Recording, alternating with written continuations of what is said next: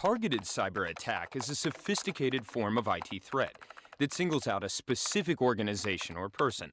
The main goal of such attacks is to gain access to sensitive information, which can then be exploited to damage the target or benefit another party.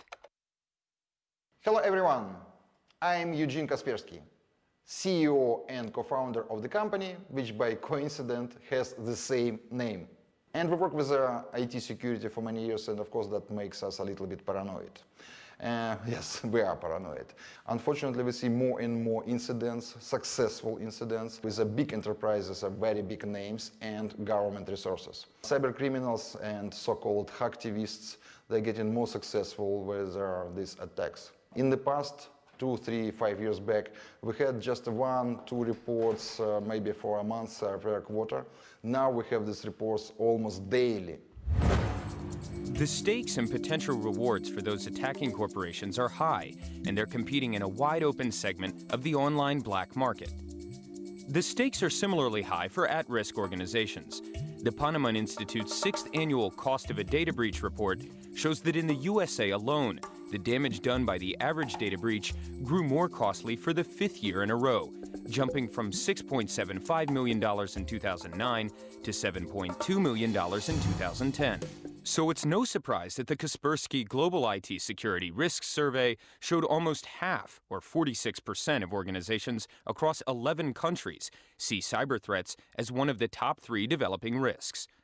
Among experienced threats, they named these 10 as the most common. What does surprise me is the fact that the targeted attacks are at the end of the list with just 9%.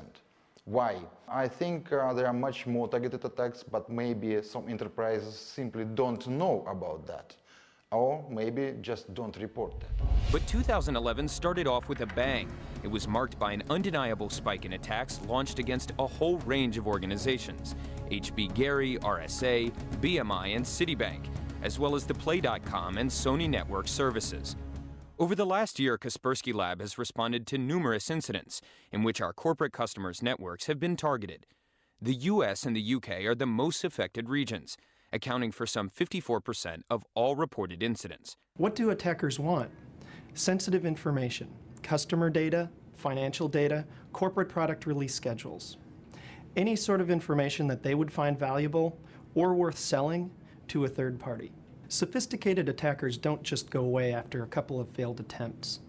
The attackers are relentless, well-coordinated, and worst of all, effective. For example, in May 2011, Sony reported it may shell out more than $170 million in damages related to the CryoCity and PlayStation Network Services hack, which led to compromising data for more than 100 million accounts. Data breaches can also have legal consequences for the affected organizations. Over the last few years, we've seen several lawsuits and class actions instigated by victimized customers and clients. Data breaches impact executives. They're being held directly accountable for their company's non-compliance with client protection guidelines and therefore face high fines or other costs. Data breaches can be career killers, forcing resignations from top positions and entire departmental layoffs. In the case of HB Gary, a technology security company, that's exactly what happened in February 2011. Hackers gained access to a variety of sensitive data which proved very valuable because HB Gary works with large financial organizations and governmental agencies. In most cases, cybercriminals try to make a quick turnaround, selling the stolen data on the black market immediately. Here, however, the attackers made an enormous amount of confidential data publicly available. The attackers' primary objective was to ruin the company's reputation by making a media splash with news of the hack. How do hackers gain access to corporate networks? Usually targeted attacks are made in 4 steps. Step 1, profiling the employees, choosing the most vulnerable targets. Step 2, developing a new and unique malicious program.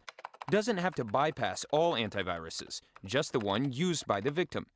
Step 3, mixing the malicious payload with a perfectly tailored social engineering strategy. Step 4, delivering the attack, controlling the network. Social networks are a popular way to get to the target. The overwhelming popularity of such resources has already caught the attention of cyber criminals. Microsoft's Security Intelligence Report found that from the calendar year 2010, phishing attacks based on social networks increased by 1,200%. In the future, the number of attacks carried out on and via these services is only likely to further increase. According to a Kaspersky Lab survey, over half of the surveyed organizations identified P2P file sharing as the most dangerous threat to IT and IT security.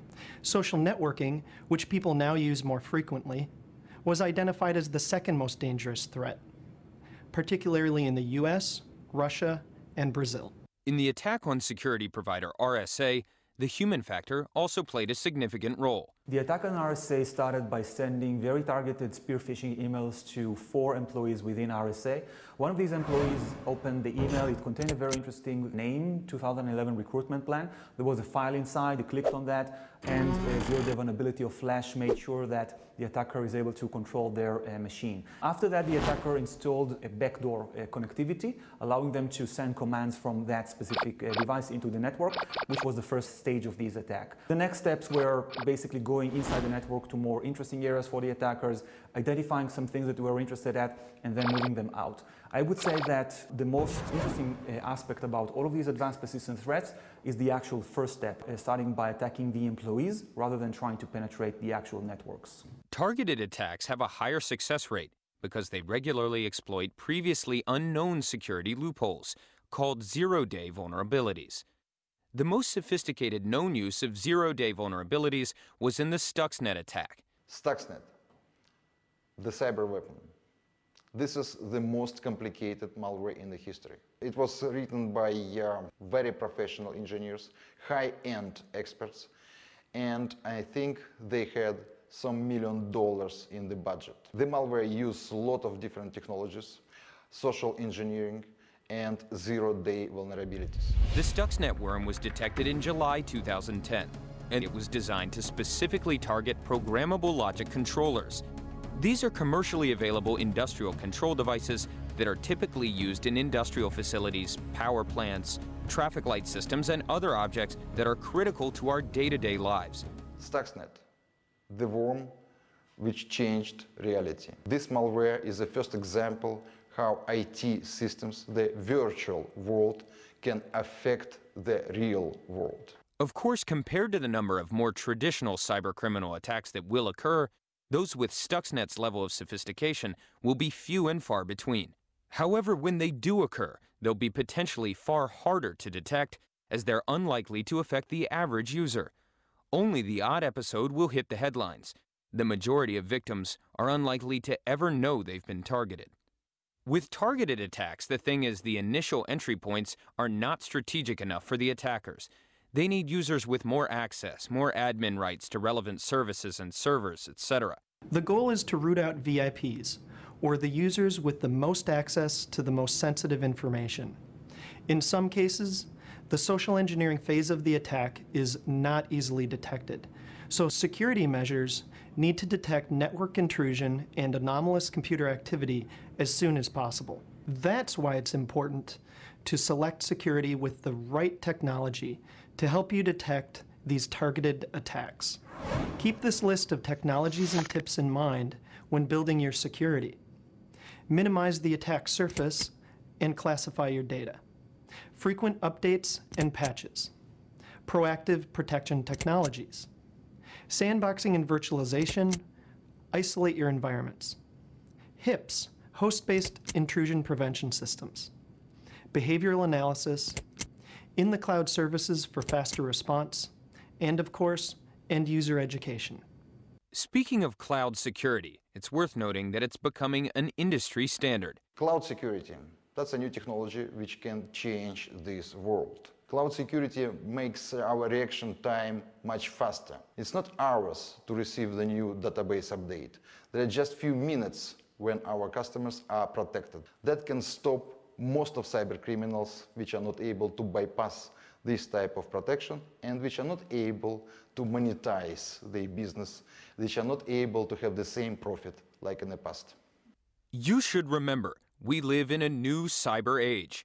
Cyber attacks on corporate users cannot be ignored. The latest studies show the trend is only increasing. The bad news is that cyber criminals, they are much more professional than in the past. They designed much more complicated malware, and they are very clever with social engineering attacks. But we have a good news as well. And it is the fact that cyber police departments in different countries, they are much more professional than in the past. And they are more open for international cooperation. And the second good news is that antivirus industry, the internet security industry, is much more professional. We have new technologies, we have new products and services, and we still can handle the situation, and we still are a very successful player in this game. Stay with us, with our products, with our technologies, with our partners.